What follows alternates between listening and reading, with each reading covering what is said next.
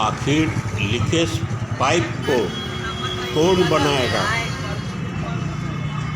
महीनों से ये पाइप लीकेज कर रहा है बांसकोठी के सामने। ये पटना नगर निगम के 22A का मामला है। कोई ध्यान नहीं दे रहा है। मैं आलोक कुमार।